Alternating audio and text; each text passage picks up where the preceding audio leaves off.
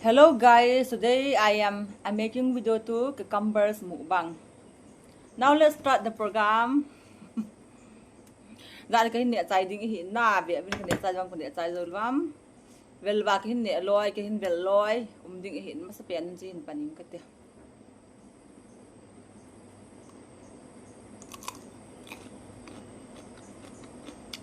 Wow, very tasty. Iman minta asa.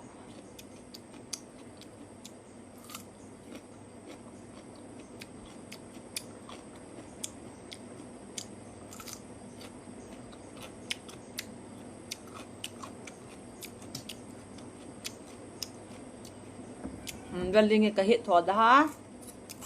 Ani ha simin na. Khana tu galwa cha ga het ning katya.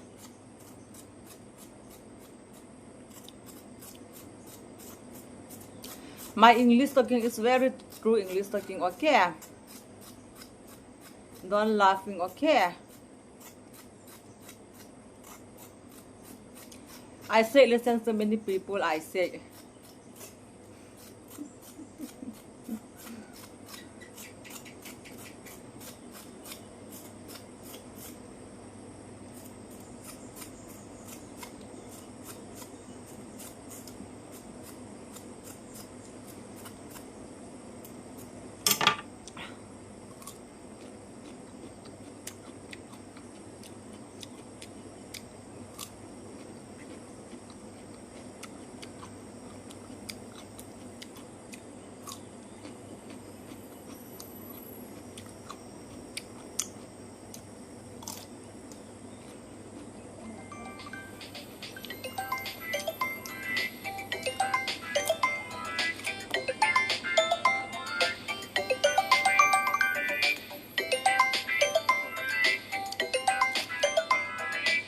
Bên tay tay na.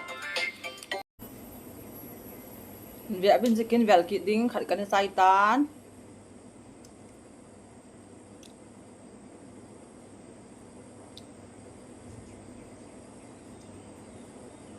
Cái vel biệt ông cái vel sầu này về. Lại cái điện độ dầu vàng.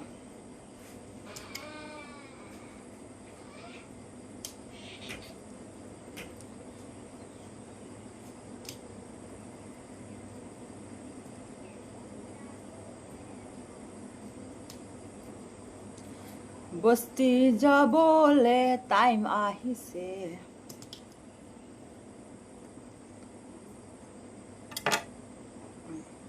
Kahi khát cái điện tay ta nạ to khao về ta cái điện dầu lâu gì. Ta hết.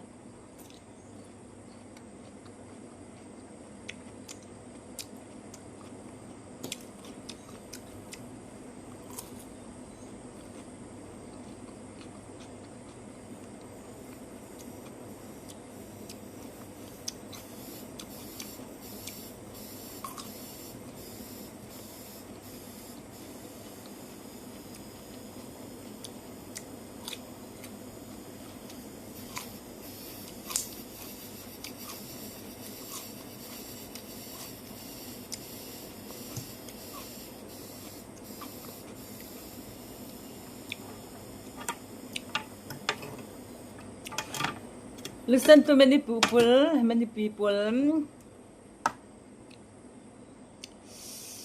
listen my question, tasty or not.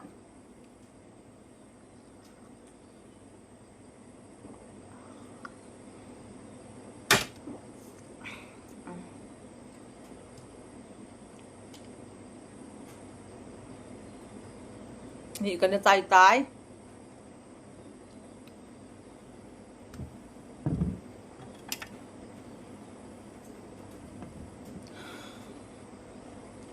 Duita hotom.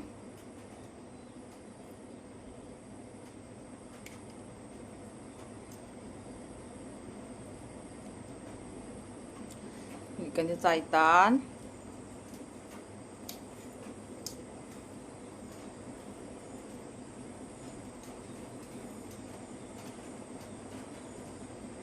In vel long cái in vel gì o về bên.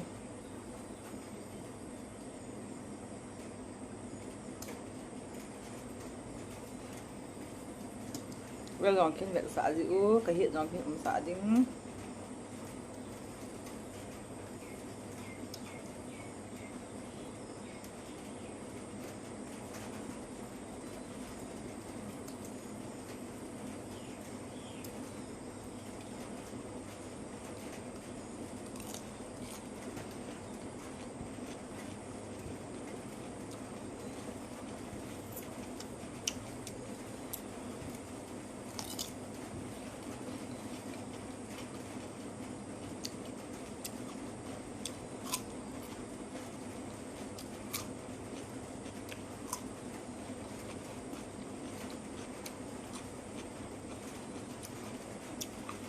nghệ tài lên thùng thì giống cả hay lì ốm nè cũng thùng cái khen giải tán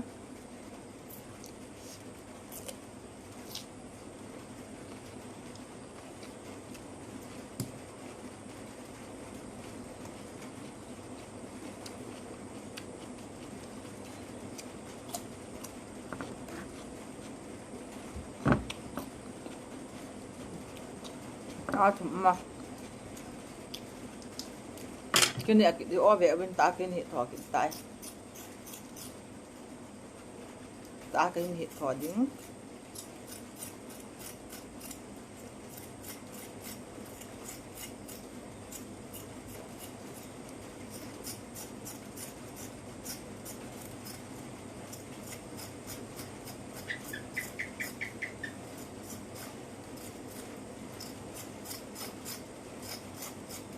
cái này tay dâu được rõ cái này tay không cái này tay dâu là vắm cái này tay lại tầm do cái này tay tá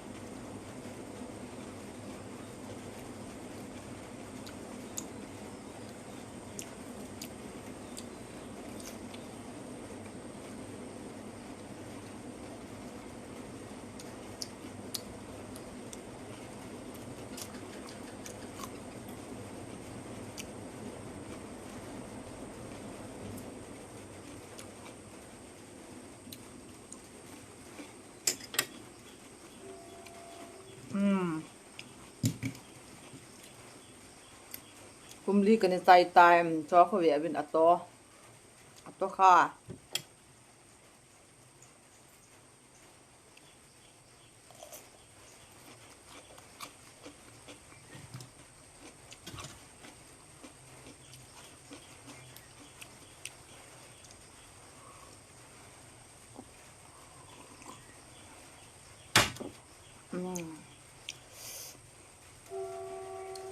tin ta sẽ soi xe thùng cái trái tán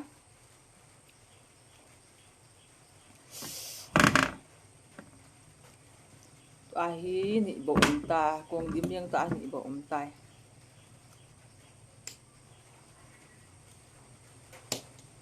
đi vào chú còn những sen cái này nôm bốn sung hơi mỏ thì miếng tụi chị cái này kiểu gì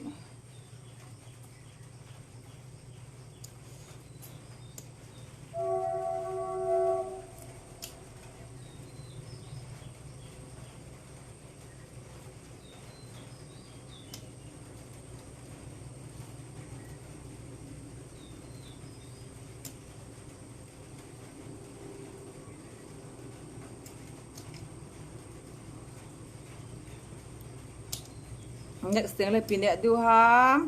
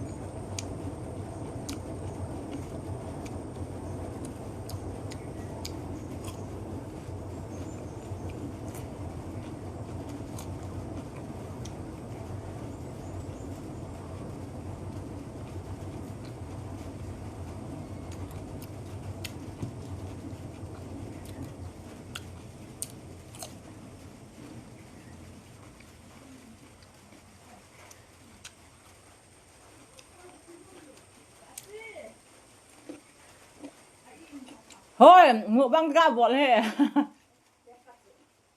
bé ha không ngờ ngờ Mukbang na buat ha. hình nghe khó hay không anh nói là em không bao giờ cái hết khát cái bạn này ấy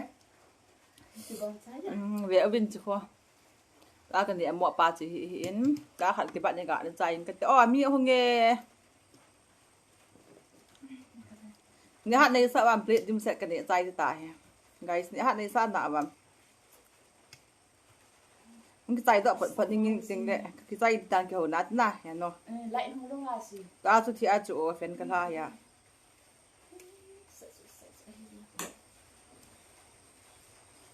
guys mi khulai leng hong tan cái nào thật rõ na nang hoa hong ngap ta bằng ngon chúng sẽ bồi ta bằng cái y bò thế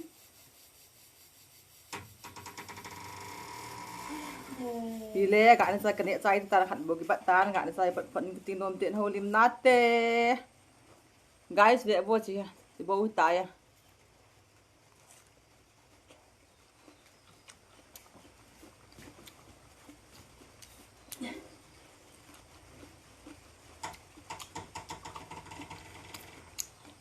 này hạt cái chỗ cuộn tiệp để ốp để điều sẽ là cái này tay ta không mai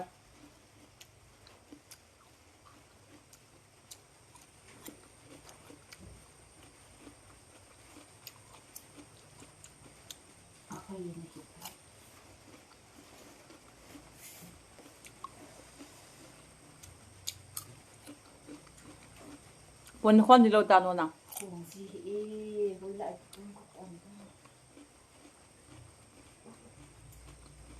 Cái cuốn khôn này là cái hoa bò để sẽ tụ ăn cái này ta cái gì con thì là cái con thì tụi quân hạ đàn nào quân con bằng thân hạ họ đó.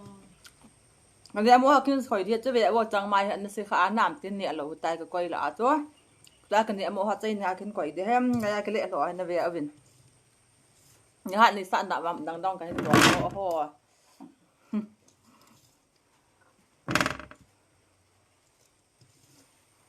về ở bên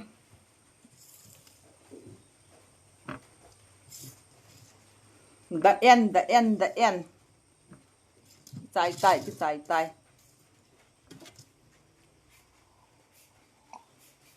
next thing picking ball tham xây vô